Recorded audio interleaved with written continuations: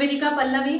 खरं तर अनेक क्षेत्रामध्ये काम करत असताना ज्यामध्ये इन्शुरन्स असेल, रिअल इस्टेट असेल, वृत्त निवेदिका म्हणून मी गेल्या बऱ्याच वर्षांपासून काम करते आणि आता दरम्यानच्या काळात मी प्रोफेशनल इव्हेंट्समध्ये सुद्धा निवेदिका म्हणून काम करायला सुरुवात केली। खरं तर या सगळ्या जबाबदाऱ्या पार पडत असताना 2 मुलींची आई म्हणून सुद्धा मी खूप मला स्वतःचा अभिमान वाटतोय, कारण एवढ्या जबाबदाऱ्या पार पडत असताना आई पण जपणं सुद्धा माझ्यासाठी खूप मोठी गोष्ट आहे।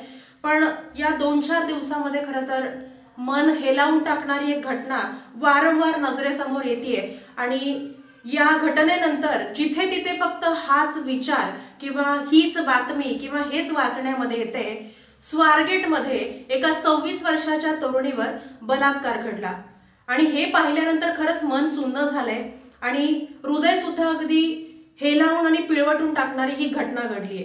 मुली कुठे सुरक्षित आहेत? मुली कुठे सुरक्षित आहेत असा प्रश्न आता निर्माण होतोय। मुली ना शाळेत सुरक्षित आहेत, ना कॉलेजमध्ये सुरक्षित आहेत, किंवा आम्ही आमच्यासारख्या महिला खरं तर बऱ्याचशा ठिकाणी काम करतो, आम्ही कामावर सुद्धा सुरक्षित नाहीयेत।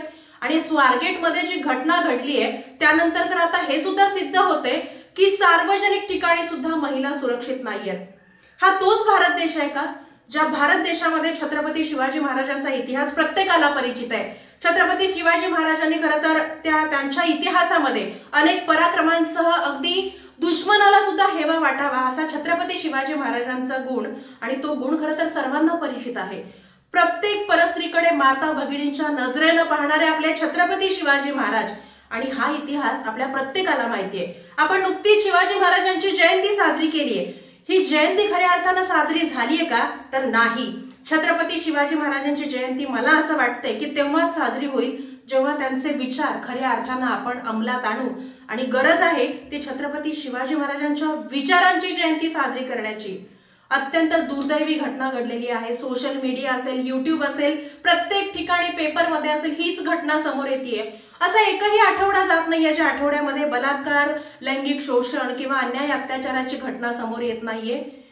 आपला हा भारत देश आहे ज्या भारत देशामध्ये 9 दिवस आपण स्त्री शक्तीचा जागर आपण करत असतो।